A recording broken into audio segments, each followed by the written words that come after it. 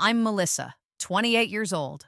For as long as I can remember, my father called me the mistake that ruined his life. He said my red hair and green eyes were impossible genetics. He accused my mother of lying about my conception. He treated me like proof of a deception that never happened. When he demanded I take a DNA test before he'd contribute to my wedding, I finally agreed. But the results didn't just prove him wrong about the affair. They proved I wasn't his daughter or my mother's. What we discovered at the hospital where I was born made my father collapse in front of 55 relatives. Before we dive in, if you enjoy stories about truth and family secrets, take a moment to like and subscribe, but only if this story truly resonates with you. Drop your location and local time in the comments. I'd love to know where you're listening from. Now, let me take you back 7 weeks to the night my father issued his ultimatum. It was a Thursday dinner at my parents' house in Naperville, Illinois. A 5-bedroom colonial-style home my father loved to remind us he'd earned through his own intelligence. The dining room gleamed with Pottery Barn furniture and Lenox china that my mother cleaned every week, as if perfection could somehow shield her from his accusations. My grandmother, Patricia, sat at the far end of the table, her auburn hair fading to gray, watching my father the way a cat watches a snake. My brother Daniel, 30, and the favorite child, kept his eyes fixed on his plate. My mother, Jennifer, clutched her cloth napkin like a lifeline, and then Richard Chambers cleared his throat. "I won't be contributing to your wedding, Melissa." The words landed like thunder. My mother's fork clattered against her plate. "Richard," she whispered, "please, not tonight." But he was already reaching into his briefcase. He pulled out a folded document and slid it across the mahogany table toward me. "I've considered this for a long time," he said, his voice measured, almost practiced. "I won't fund another man's daughter's wedding, not until we settle this once and for all." I looked at the paper. It was a consent form for a DNA paternity test from a local clinic. His name already signed at the bottom. "You have 7 weeks," Richard continued. "Take the test, share the results with the family. If you're mine, I'll write the check. I'll even apologize." He smiled, but his eyes remained cold. "But we both know what the test will reveal." My grandmother's wine glass hit the table with a sharp sound. My mother started crying, silent tears streaming down her cheeks. And I sat there, staring at my father's Mont Blanc pen, glinting under the chandelier, thinking, 28 years. He's been building to this moment for 28 years. I didn't sign the paper that night. I didn't storm out either. I simply said, "Thank you for clarifying your position, Richard. I'll remember this." And I meant every word. I should explain why that dinner didn't surprise me. By 28, I'd learned that my father's cruelty followed a pattern, predictable as seasons, twice as harsh. I was 6 the first time I understood I was different.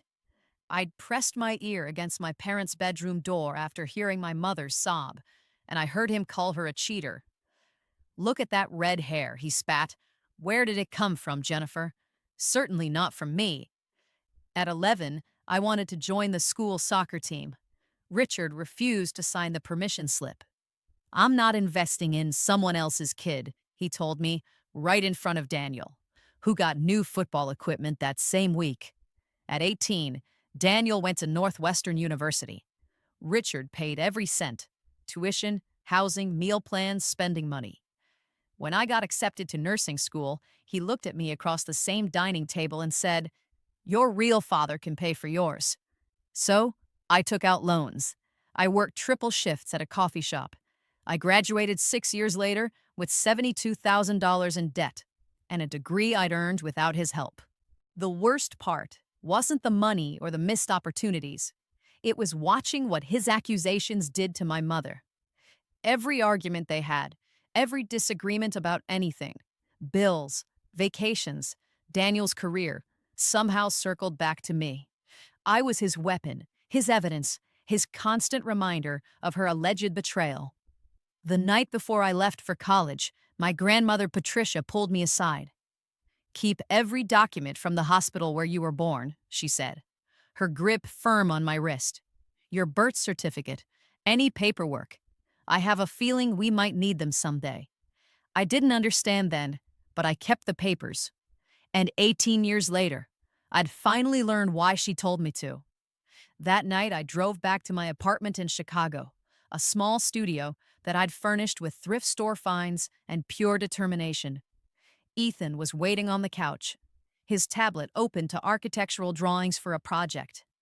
A glass of wine poured for each of us.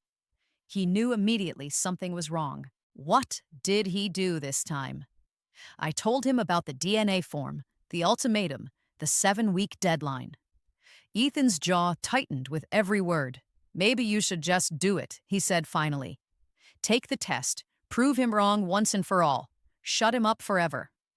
I set down my wine glass, a cheap thrift store find, nothing like the Riedel crystal my father drank from, and looked at the simple sapphire on my finger.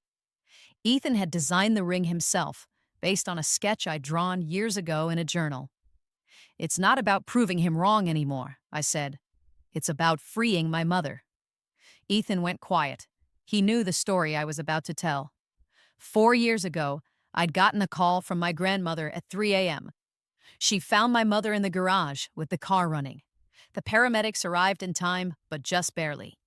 Since then, Jennifer had been on anti-anxiety medication, seeing a psychiatrist twice a week, rebuilding herself. Richard never apologized. He never even acknowledged what his 24 years of accusations had done to her. He just kept insisting he was right. "My mother gave that man 34 years of loyalty," I told Ethan. "Complete faithfulness, and he repaid her with 28 years of calling her a liar." I picked up my phone and pulled up a local genetics lab I'd researched weeks ago. GenePath, independent, certified, and most importantly, not connected to Richard. "I'll take the test, but I'll do it my way." 3 weeks later, Richard turned 59. The party was held at the Naperville Country Club. 27 holes of pristine green overlooking the DuPage River, a private dining room with panoramic windows, and 40 relatives gathered to celebrate the man who'd made my mother's life a prison. I wore a simple navy dress. Ethan squeezed my hand as we walked in, whispering, "3 hours. We can survive 3 hours." We couldn't. Halfway through dinner, after 4 glasses of Opus One, Richard stood up to give a speech. He thanked everyone for coming. He praised Daniel for his exceptional career in technology. He raised a glass to my mother for her endurance. Then his eyes found me. "I see my daughter is here tonight," he said, and the word daughter dripped with skepticism. A few relatives chuckled uncomfortably. "I hope she's been thinking about our conversation, about proving where she really comes from." The room went quiet.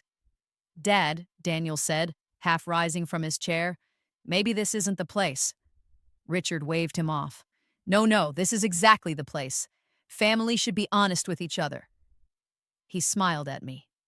That cold, calculating smile I'd seen 1,000 times. "You know what they call a child who doesn't belong in a nest? A cuckoo. The cuckoo's egg looks perfect, doesn't it? But it doesn't belong." Somewhere behind me, an uncle gasped. A cousin snickered. My mother stared at her lap, tears dripping onto her David Yurman bracelet, a guilt gift Richard had given her after one of their worst fights. I picked up my fork, set it down again, and stood. Every eye in the room turned to me. "Thank you for the clarification, Richard," I said, my voice steady. "I'll remember this." Then I turned to my mother. "Mom, would you like to step outside for some air?" She took my hand, and together we walked out of that room, past the whispers, past the stares, past the man who'd spent 28 years trying to destroy us both. But I wasn't done, not even close. My grandmother caught up to us in the parking lot, her heels clicking against the asphalt like gunshots. I turned. Patricia Reynolds was 76 years old, with posture like a ballerina and eyes that missed nothing. She'd never liked Richard. That man thinks he's God's gift to finance, she'd told my mother before the wedding. But he's just a small man with a big calculator.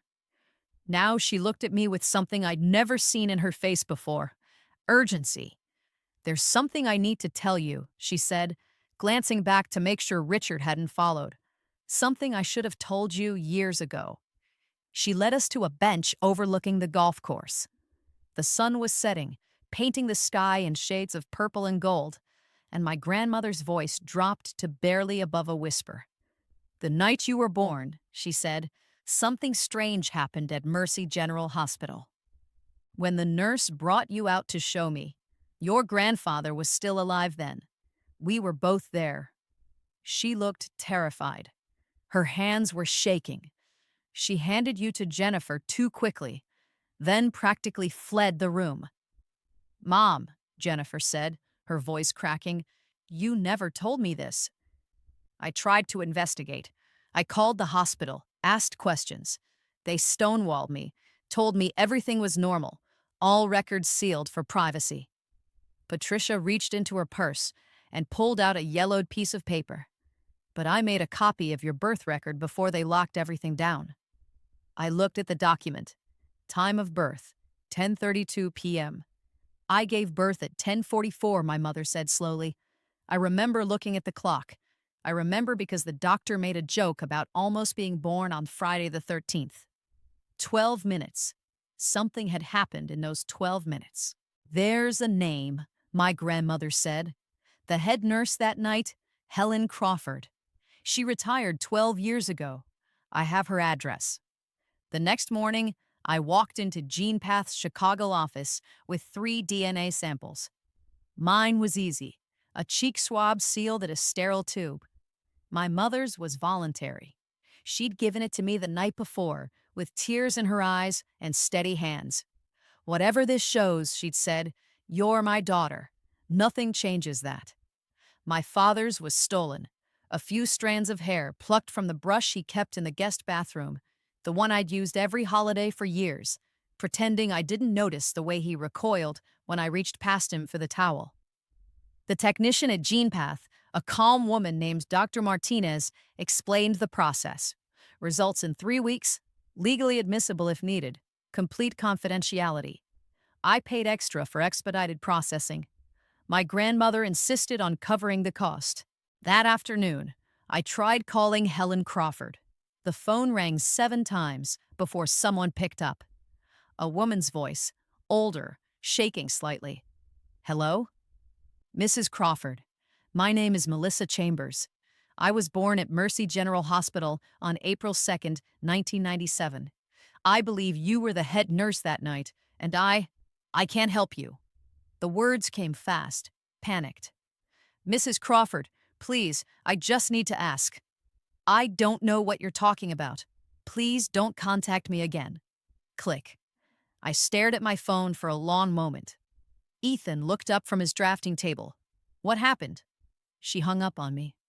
I set the phone down slowly, but not before she panicked. "She knows something, Ethan. She definitely knows something." An innocent woman would have been confused. Helen Crawford was terrified. Whatever happened that night in 1997, she'd been carrying it for 28 years. And now, so would I. 4 days later, the email arrived. Not to me directly. Richard wasn't that subtle. He sent it to our entire extended family. Aunts, uncles, cousins, second cousins, people I hadn't seen since childhood. 52 recipients. My mother, my grandmother, and I were all CC'd. The subject line read, "Regarding Melissa's wedding." I read it in my car, parked outside the hospital where I worked, my hands trembling against the steering wheel. Dear family, as many of you know, I have carried a burden for 28 years. I have endured doubt about my daughter's true parentage, and I have watched my wife refuse to admit the truth. I have asked Melissa to take a DNA test and share the results with our family before her wedding. She has so far refused, which I believe speaks for itself. Until this matter is resolved publicly, I will not be attending or contributing to the ceremony. I hope you will all understand my position. Attached is a family photograph from Melissa's baptism. I invite you to look closely and draw your own conclusions. Regards, Richard Chambers. The attachment was a photo I remembered from my grandmother's mantel. Me at 4 months old, cradled in my mother's arms, red hair, green eyes, pale skin, surrounded by Richard, Daniel, and a dozen dark-haired relatives. Richard had circled my face in red and added a caption, "Spot the difference." Within hours, the responses started flooding in. Some defended my mother. Most just asked questions, careful, probing, curious about the drama. Daniel called me that night. "Just do what Dad wants," he said, his voice tight with frustration. "You're making this worse. You're ruining his reputation." I laughed, actually laughed at that. "His reputation?" I repeated. "That's what you're worried about?" He hung up without answering. 3 weeks after I submitted the samples, the email from GenePath arrived at 8:23 p.m. on a Wednesday. Ethan was traveling for work, a project consultation in Detroit that couldn't be rescheduled. I was alone in our apartment, a half-eaten pasta on the counter, my laptop open to a streaming service I hadn't actually been watching. The subject line was clinical. "Your DNA analysis results. Secure document." I entered my password. I verified my identity. I opened the PDF, and then I read it 3 times, because the first 2 times, the words didn't make sense. Subject A, Melissa Chambers, shows 0% genetic match with Subject B, Richard Chambers. I'd expected that. I'd prepared for it. Even steeled myself for the confirmation that Richard was right about one thing, even if he was wrong about everything else. But then came the second line. Subject A, Melissa Chambers, shows 0% genetic match with Subject C, Jennifer Chambers. I stopped breathing. 0%. Not my father's daughter. Not my mother's daughter. I called GenePath's after-hours line, my voice cracking as I demanded to speak with someone, anyone who could explain this. A technician walked me through the results. No contamination, no errors, no possibility of a mistake. The samples were clear. The science was conclusive. I was not related to either of my parents, which meant my mother had never cheated. Richard had been wrong about that for 28 years. But it also meant something else, something impossible. If Jennifer Chambers didn't have an affair, if she'd been faithful like she'd always claimed, then how was I not her biological daughter? I sat on my kitchen floor with my back against the cabinet, my phone in my lap, staring at the ceiling. For 28 years, my father called my mother a cheater. For 28 years, he was wrong about the affair. But he was right about one thing. I wasn't his daughter. The question was, whose daughter was I? I drove to my parents' house the next morning, timing my arrival for 11 o'clock a.m., late enough that Richard would be at his office, early enough that my mother would still be in her robe, drinking English breakfast in the conservatory. She looked up when I walked in, and her face immediately creased with concern. I sat down across from her and handed her my phone with the GenePath report on the screen. I watched her read it. I watched the color drain from her face, watched her lips move silently as she read the numbers again and again. When she finally looked up, her eyes were wild. "This is wrong," she whispered. "This has to be wrong." I called the lab, triple-checked everything. "There's no mistake, Mom." "But I gave birth to you." Her voice rose, cracking on the edges. "I was in labor for 16 hours. I felt you come out of my body.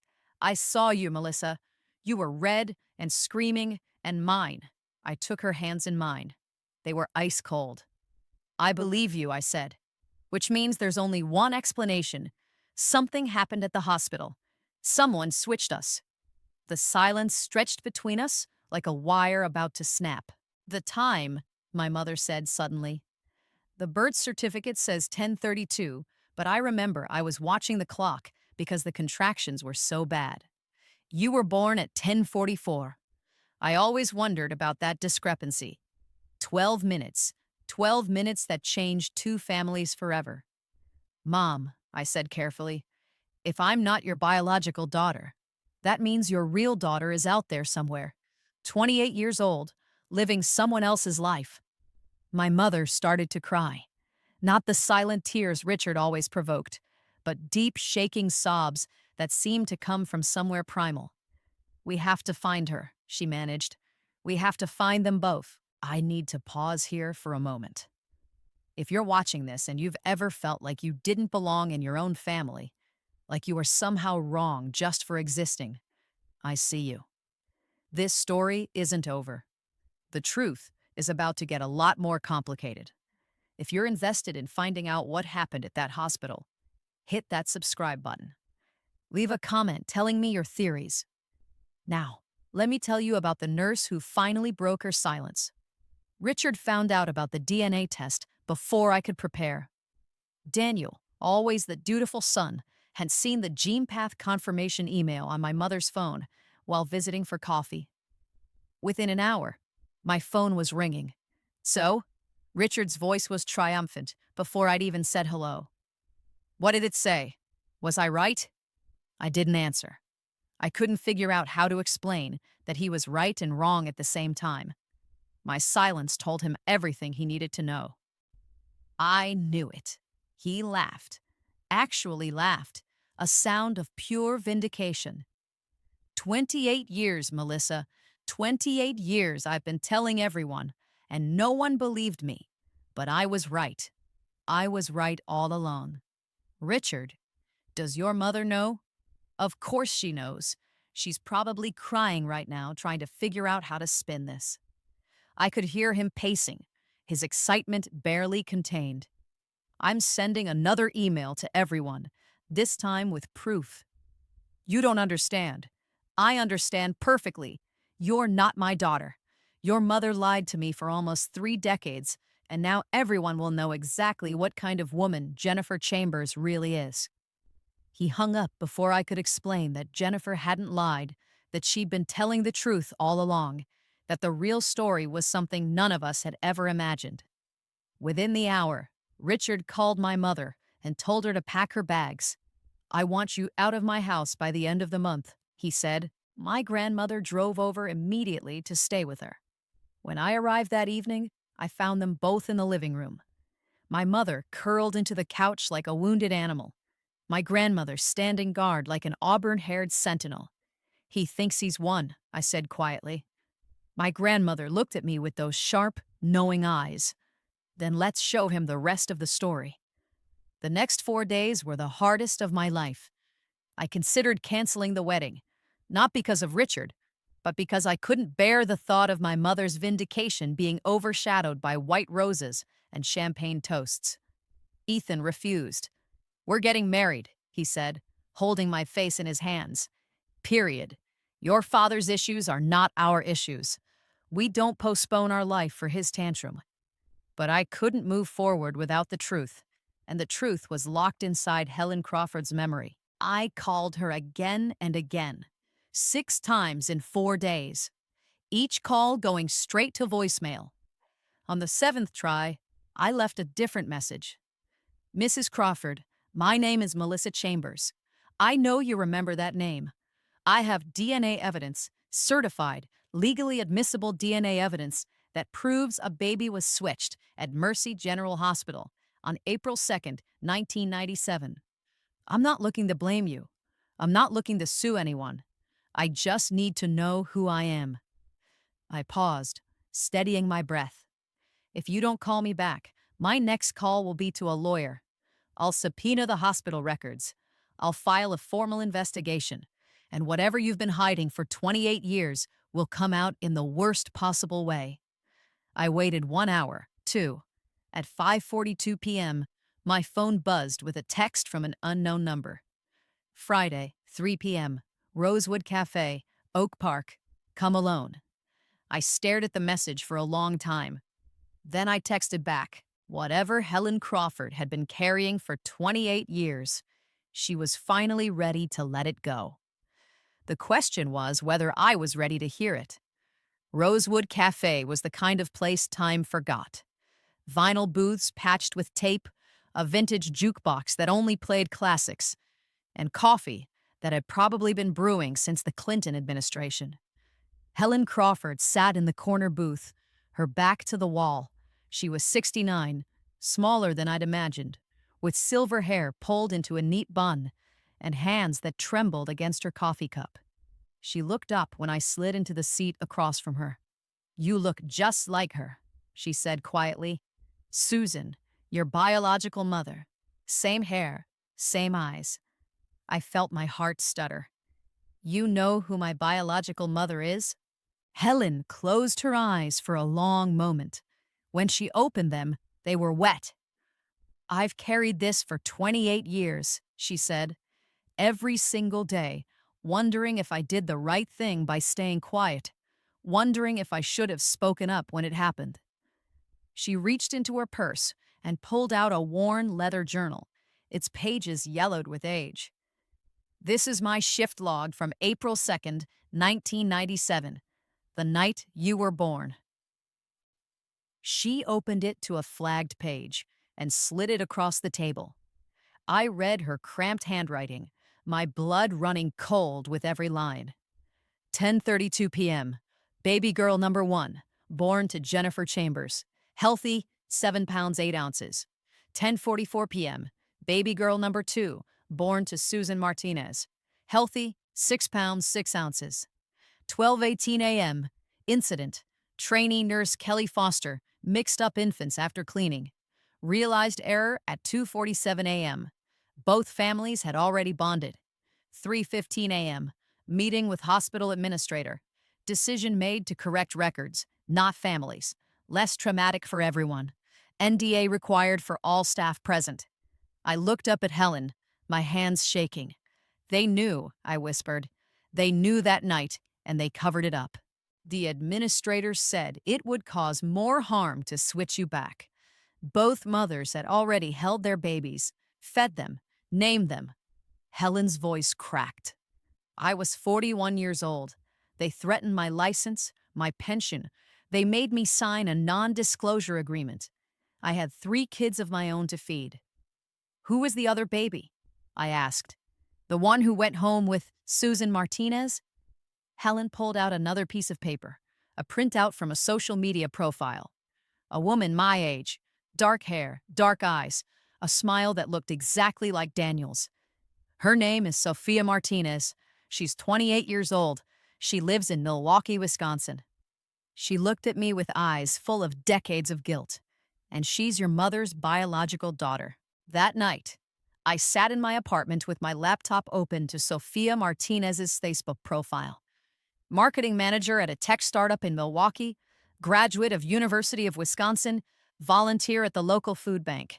Her profile picture showed a woman with chestnut brown hair and warm brown eyes standing in front of a downtown mural.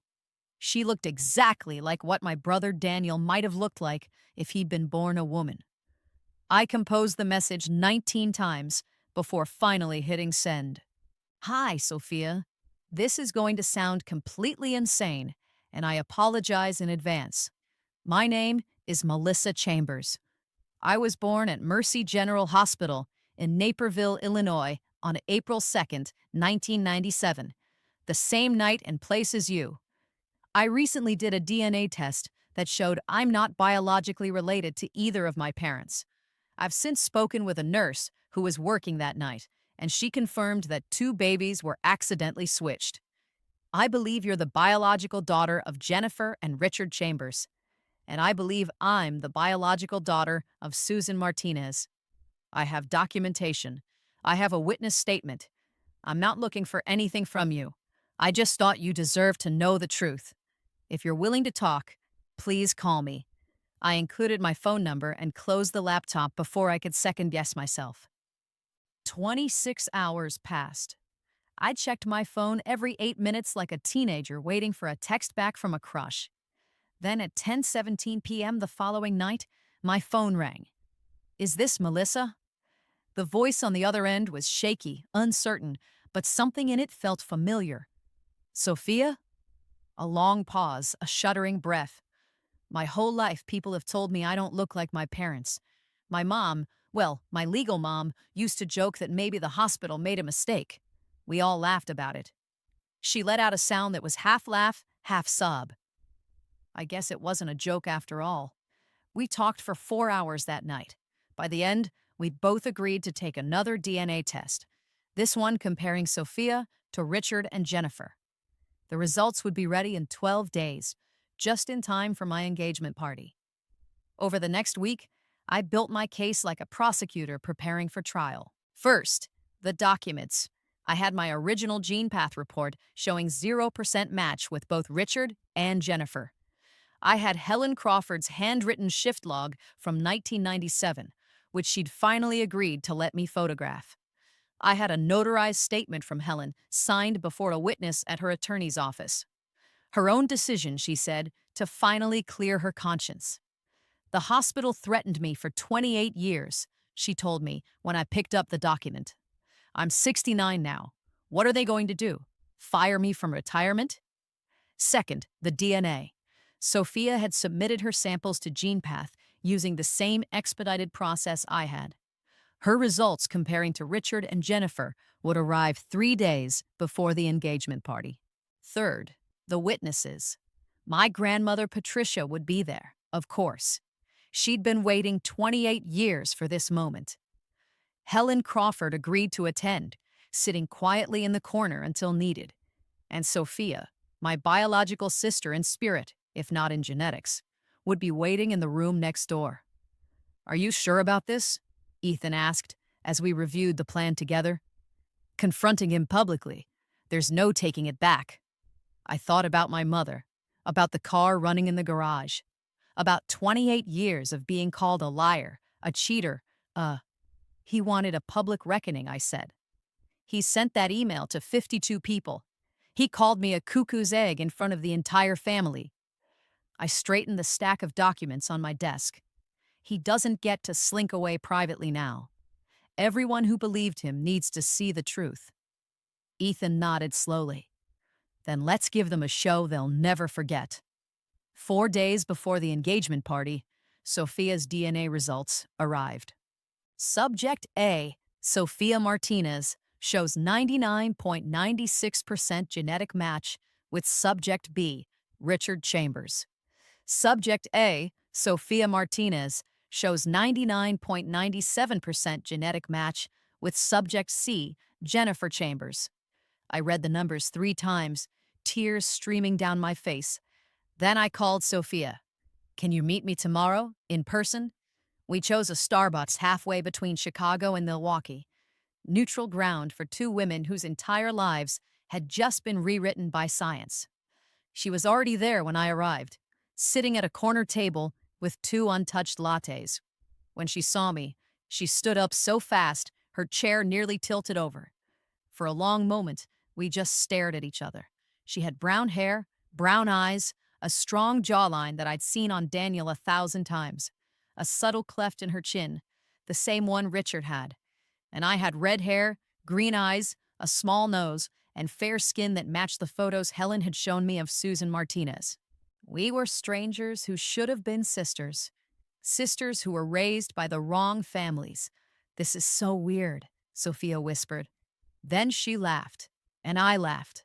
And suddenly we were hugging in the middle of a Starbucks, crying into each other's shoulders while the baristas pretended not to notice. I want to meet them, Sophia said when we finally pulled apart. Jennifer and Richard, my biological parents. You will, I promised, in 4 days. I didn't tell her that one of those parents would be on his knees when she walked into the room. The engagement party was held at Reynolds Manor, my grandmother's family home, a Victorian estate with gardens and string lights woven through ancient oak trees. She'd insisted on hosting, to give you a proper celebration in a place where Richard's ego can't reach. 55 guests arrived that evening in cocktail attire. Aunts and uncles, cousins, family friends, and every single person who'd received Richard's accusatory email. I wore a burgundy cocktail dress and carried myself like a woman who had already won. Ethan stayed close, his hand on the small of my back, steady as always. My mother arrived with my grandmother, her eyes still red from days of crying, but her posture straighter than I'd seen in years. Something had shifted in her since we'd learned the truth, a weight lifting even before the public vindication.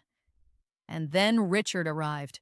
He came late, of course, fashionably late, as he'd call it, letting the crowd gather, letting the anticipation build. He wore a Brooks Brothers suit, his Tag Heuer catching the chandelier light, a smirk playing at the corners of his mouth. He thought this was his victory lap. I watched him work the room, shaking hands, accepting sympathies from relatives who believed his version of events. Such a difficult situation, I heard an aunt murmur to him. You've been so patient. Daniel stood beside him, uncomfortable but compliant, the loyal soldier he'd always been. In the corner of the room, Helen Crawford sat quietly with a glass of water, her hands still trembling after all these years. And in the room next door, through a door that connected to the main hall, Sophia Martinez waited for her cue. I checked my phone. Ethan nodded. It was time. Halfway through the cocktail hour, Richard asked for a microphone. The room quieted as he stepped onto the small raised platform my grandmother had set up for toasts. He cleared his throat, adjusted his jacket, and smiled at the crowd like a king addressing his subjects. First, I'd like to congratulate Ethan, he began. You're a brave man marrying into this complicated family. A few nervous chuckles rippled through the crowd. But I think we all know why I'm really up here. Richard's gaze found me in the crowd, and something cold flickered in his eyes. There's been a lot of talk lately, a lot of speculation. I asked Melissa to take a DNA test, and I know she did. What I don't know is why she's been hiding the results. The room went completely silent. So, I thought I'd help her out. He reached into his jacket and pulled out a folded piece of paper. My son was kind enough to share a copy of the report with me. Daniel had the decency to look ashamed, at least. Richard unfolded the paper with theatrical slowness. 0% genetic match with Richard Chambers. 0% genetic match with Jennifer Chambers.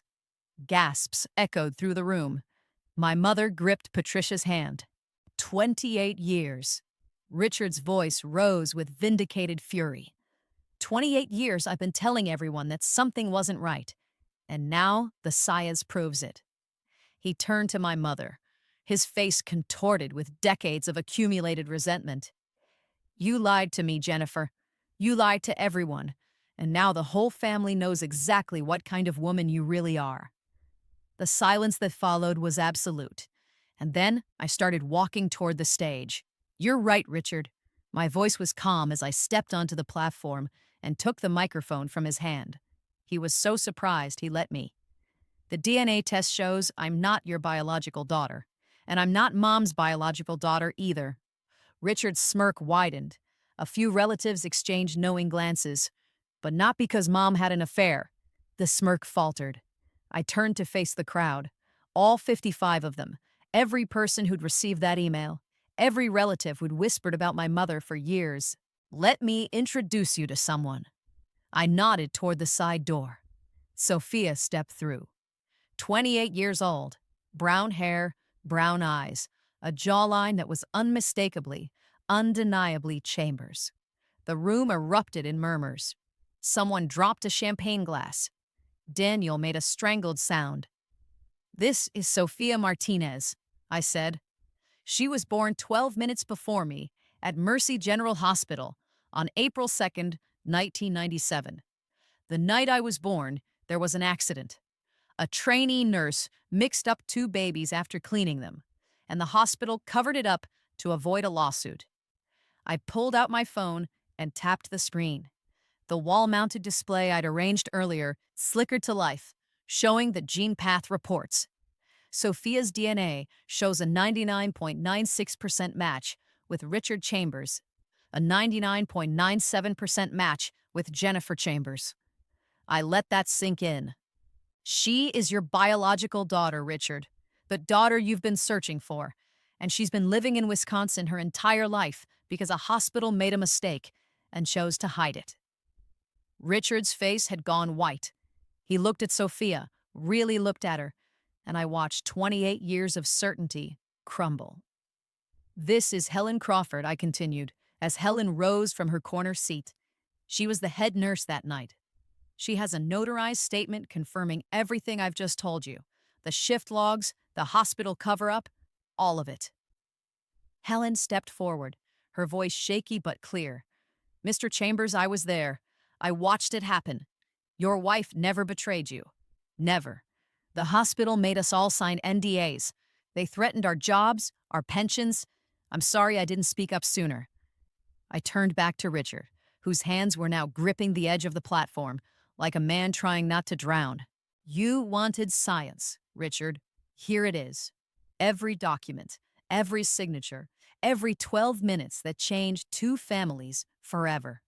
At that moment, standing on that stage with Sophia beside me, I felt something I'd never felt in 28 years. Vindication, not for myself, but for my mother. For every tear she'd cried, every accusation she'd swallowed, every sleepless night spent wondering if her own husband would ever believe her. If this story is resonating with you, please share it with someone who needs to hear it. Sometimes the truth takes decades to surface. Now, let me tell you what happened when Richard finally understood what he'd done. Richard Chambers had spent 28 years being certain. Certain that his wife had betrayed him. Certain that his daughter was proof of her infidelity. Certain that his suspicion made him righteous, that his cruelty was justified, that science would eventually vindicate him. Now science had spoken, and it had destroyed every foundation he'd built his identity on. He looked at Sophia, this stranger with his jawline, his eyes, his blood, and something in him shattered. He looked at the DNA results on the screen, the numbers that proved him right about my parentage, but catastrophically wrong about everything else. He looked at Helen Crawford, whose trembling testimony had just demolished 28 years of accusations. And then his knees buckled. Richard Chambers, proud, arrogant, certain Richard Chambers, collapsed onto the platform like a puppet whose strings had been cut. He caught himself on one knee, his hands slapping against the hardwood floor, his chest heaving with ragged breaths. I didn't know, he whispered. How could I have known? You could have trusted her. My voice was quiet, but carried through the silent room. You could have investigated. You could have looked for other explanations, instead of assuming the worst about the woman who loved you. But genetics are complicated. Recessive genes exist. Hospital mistakes happen. I stepped closer, looking down at the man who had made my childhood a battlefield. But you chose suspicion. You chose cruelty. For 28 years, you punished Mom and me for a crime that never happened. From across the room, I heard a chair scrape back. Daniel, silent, compliant Daniel, stood up. For a moment, I thought he would come to his father's defense like he always had. Instead, he walked past Richard without a glance and crossed to our mother's side. Mom, his voice cracked. I'm sorry. I should have said something years ago. I should have. Jennifer pulled him into a hug, her tears soaking into his shoulder. And Richard remained on his knees, watching his family choose each other over him. For 28 years, my mother had lived in Richard Chambers' shadow. She had endured his accusations at breakfast and dinner, and every moment in between. She had cried herself to sleep more nights than anyone knew. She had swallowed his cruelty like medicine, telling herself that maybe someday he would see the truth. Now the truth was everywhere, on screens and documents, in the face of a stranger who carried her blood. Jennifer stepped forward slowly, her heels clicking against the hardwood floor. The crowd parted for her. Even Daniel stepped aside. She stopped in front of Richard, who was still on one knee, his face wet with tears I'd never seen him cry before. 28 years, Richard. Her voice was steady, stronger than I'd ever heard it. 28 years. I stayed because I loved you, because I believed that someday you would trust me, because I thought our family was worth fighting for." Richard looked up at her. "Jennifer, I—" She raised her hand, cutting him off. "Not yet. You don't get to apologize yet." The room held its breath. "You owe me an apology in front of every person who received that email. You owe Melissa an apology for every birthday you ruined, every graduation you ignored, every moment you made her feel like she didn't belong in her own family." She gestured toward Sophia, who stood frozen near the door. "And you owe Sophia an apology for being the father she deserved, but never had." Richard's shoulders shook with sobs I hadn't known he was capable of. "I didn't need the world to believe me, Richard." My mother's voice cracked on the last word. "I needed you to believe me, and you never did." She turned her back on him and walked to where Sophia stood. "Hello," she said softly, tears streaming down her face. "I'm your mother. I'm so sorry it took so long to find you." It took Richard 4 attempts to stand. Daniel didn't help him. Neither did I. Neither did anyone in that room full of relatives who had until 15 minutes ago believed his version of events. He gripped the edge of the platform, pulled himself upright, and reached for the microphone I'd set down. His voice, when he spoke, was barely recognizable. Hoarse, broken, stripped of every ounce of the arrogance I'd known my entire life. 3 words, 28 years overdue. I was wrong about Jennifer. She never— His voice cracked. He tried again. "She never betrayed me. I accused her for merely 3 decades, and I was wrong." He looked at me, and for the first time in my life, I saw something other than suspicion in his eyes. "Melissa, I took things from you that I can never give back. Your childhood, your trust, money that should have been yours." He swallowed hard. "I'll repay your student loans, all of them. It's not enough, but it's a start."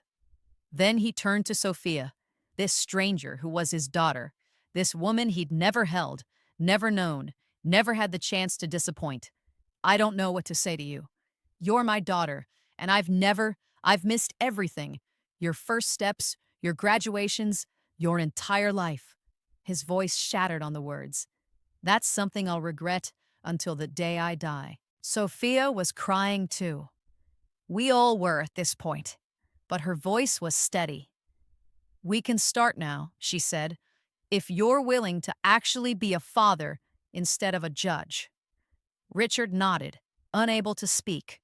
My grandmother stepped forward and handed him a tissue from her purse. "Clean yourself up, Richard," she said, not unkindly. "You have a lot of work ahead of you." 1 week after the engagement party, I drove to Evanston, Illinois. The house was a modest bungalow in a quiet neighborhood. Yellow siding, green shutters, a garden of native plants that had clearly been someone's labor of love. A far cry from my grandmother's estate or Richard's colonial mansion, but warm in a way those houses had never quite managed. Susan Martinez answered the door before I could knock. She was 54 years old, with red hair streaked with gray and green eyes that were an exact mirror of my own. Looking at her was like looking into a time machine. This was who I would become in 25 years. Melissa. Her voice caught on my name. "I've been staring at your picture all week. I kept thinking I was dreaming." She pulled me into a hug that smelled like jasmine and something else I couldn't identify, something that felt impossibly like home. We sat in her kitchen for 5 hours. She showed me photographs of her childhood, of my biological grandparents who had passed away years ago, of the life I might have had if a trainee nurse hadn't made a mistake. She told me about her ex-husband, Carlos, my biological father, who had died of a heart attack 5 years ago, never knowing that Sophia wasn't his. "He used to joke that Sophia had serious eyes," Susan said, wiping her tears with a kitchen towel. "Now I understand. They were your eyes, Melissa. They were always your eyes." I showed her pictures of my childhood, too. The red-haired baby in a house full of dark-haired people. The girl who never quite fit. The woman who had finally found out why. I don't want to replace Jennifer, Susan said. She raised you. She's your mother. She is, I agreed, but maybe there's room for one more. Susan's smile could have lit the entire house. I'd like that, she said. I'd like that very much. 2 months later, I married Ethan Miller in the gardens of Reynolds Manor, surrounded by string lights and family, both the one I was born into and the one I was raised by. My mother walked me down the aisle. Not Richard, my mother. She wore a champagne-colored dress and held her head high, her steps steady for the first time in decades. Beside her, I wore a Vera Wang gown that she and my grandmother had insisted on buying for me. A proper wedding dress for a proper wedding, Patricia had declared. Richard sat in the second row, quiet and diminished. He didn't protest when I told him he wouldn't be walking me down the aisle. He didn't argue when I explained that this was my mother's moment, not his. He just nodded and said, I understand. It was a start. Sophia stood with my bridesmaids, wearing a deep emerald dress that brought out the brown in her eyes. Our mother's eyes. Richard's eyes. She'd met the Chambers properly in the weeks after the party, tentative dinners, and careful conversations that were slowly building towards something like a relationship. Susan Martinez sat in the front row of the guest section, a place of honor. She waved when she caught my eye, her own eyes shining with tears. My grandmother rose to give a toast. This wedding is not just about two people, Patricia said, raising her champagne glass. It's about two families finally finding their way back to the truth. It's about a daughter who refused to accept a lie and a mother who waited 28 years to be believed. She looked at me, then at Sophia, then at Jennifer. To truth, she said, however long it takes. To truth, the room echoed, and I drank to that. The lawsuit took 9 months. Sophia and I filed jointly against Mercy General Hospital, represented by a medical malpractice attorney my grandmother had found, a woman who specialized in wrongful birth cases and had, she told us with a thin smile, a particular interest in institutions that think they can cover up their mistakes. Helen Crawford testified, her notarized statement backed by the original shift log she'd kept hidden for 28 years. The hospital's lawyers tried to discredit her, citing her age, her NDA, her delayed disclosure. It didn't work. Internal documents surfaced during discovery, emails between hospital administrators discussing the incident, memos about risk mitigation, a budget line item labeled potential liability settlement that had been quietly renewed every year since 1997. They'd known. They'd always known. And they'd spent nearly 3 decades praying no one would find out. In the end, the hospital chose to settle rather than face a jury. $475,000 to each family for a total of $950,000. A public apology printed in the local paper, mandatory improvements to their newborn identification protocols, and the resignation of the administrator who had ordered the cover-up, long since retired, but now publicly named. We didn't sue for revenge, I told a reporter who showed up at the courthouse steps. We sued so no other family would spend 28 years living a lie that a hospital could have corrected in one day. Helen Crawford was granted immunity from any personal liability in exchange for her cooperation. She sent me a card afterward, her handwriting shaky but clear. Thank you for giving me a reason to finally tell the truth. I can sleep now. I kept it in a drawer with my birth certificate. The real one. The one that said 10:44 p.m., the one that told the truth. 7 months after the wedding, Richard invited me to dinner. Just the two of us. He'd chosen a quiet seafood restaurant in downtown Chicago. Not the country club, not anywhere flashy. Just a corner table with white tablecloths and candles and soft music. He looked older than he had at my engagement party. Grayer, smaller somehow, as if the weight of his confession had physically diminished him. I wanted to thank you, he said after we'd ordered, for agreeing to see me. You're not my biological father, I said. You never were, but you did raise me, even if you did it badly. He flinched at that, but nodded. I'm in therapy now, he said. Jennifer insisted. Well, suggested strongly. We're doing couples counseling too. We've been separated, but we're trying to. He trailed off, searching for words. We're trying to find out if there's anything left to save. I thought about my mother, about the way she'd stood in front of him at the party, demanding the apology she deserved for decades, about the strength it must have taken to consider rebuilding after everything he'd put her through. I remember when you taught me to ride a bike, I said. I was 4, before you knew about before you decided I wasn't yours.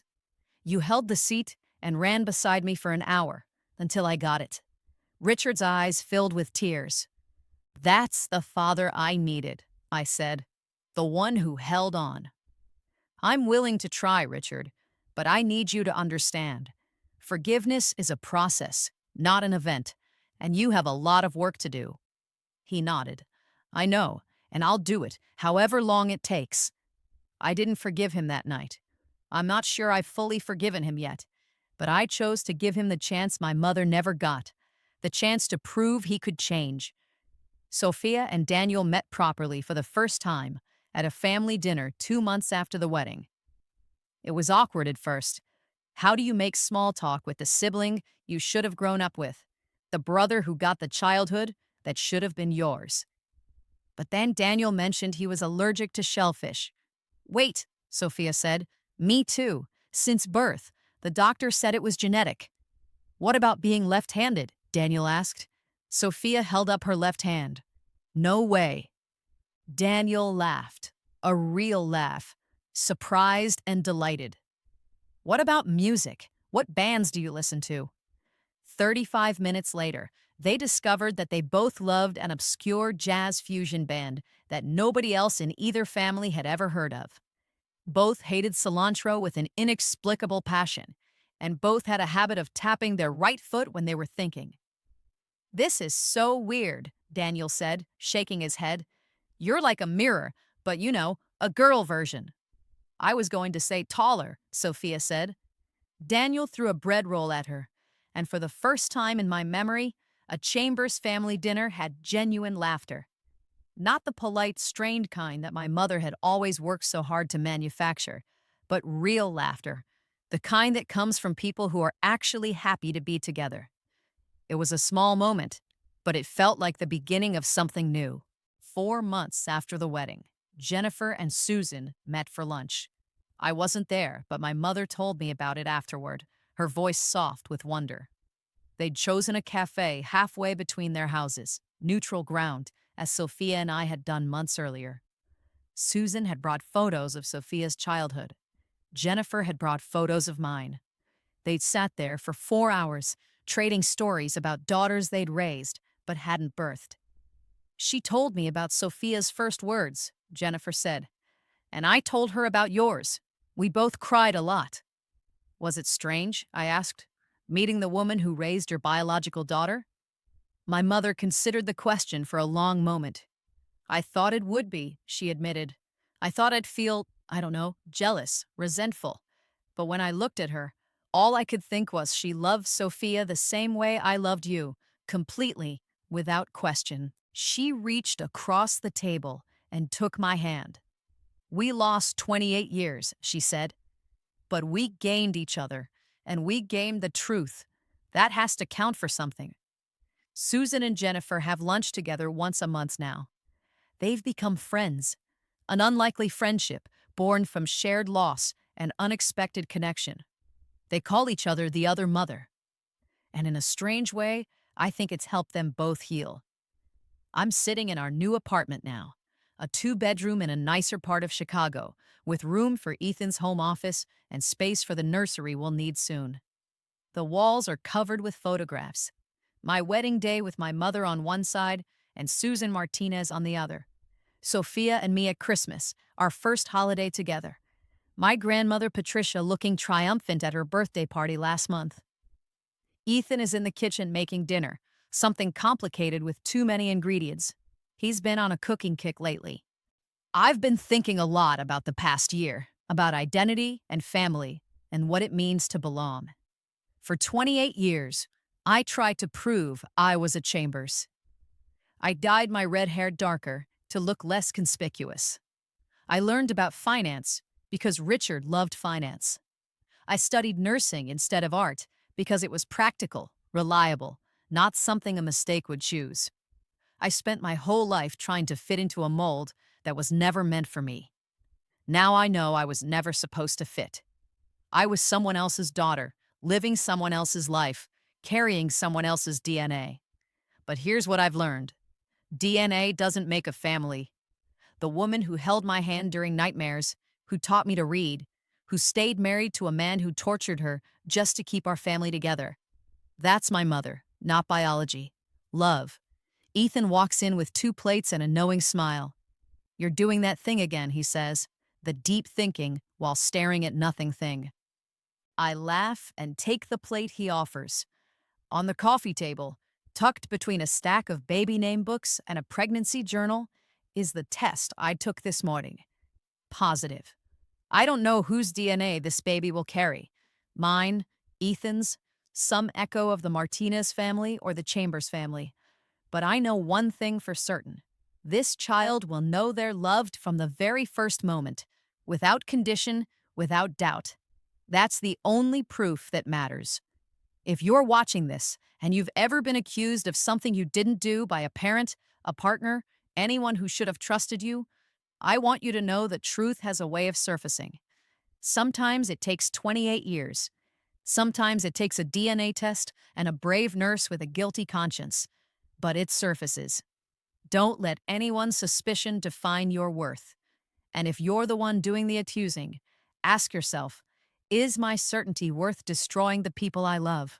My father spent 28 years being certain. He was certain my mother cheated. He was certain I wasn't his. He was certain his cruelty was justified. He was wrong about all of it. Trust is a choice. Doubt is easy. But 28 years of doubt can destroy a family. 28 years of trust could have saved mine. Thank you for listening to my story. If it touched you, share it with someone who needs to hear it. Check the description for more stories like this one. Until next time, trust the truth, even when it's hard.